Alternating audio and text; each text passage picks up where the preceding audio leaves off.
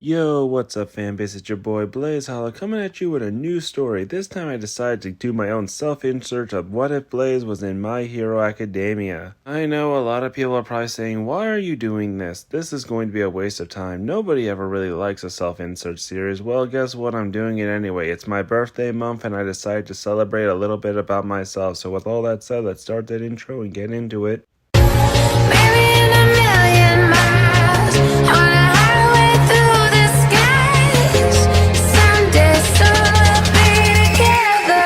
I honestly don't think you can become a hero.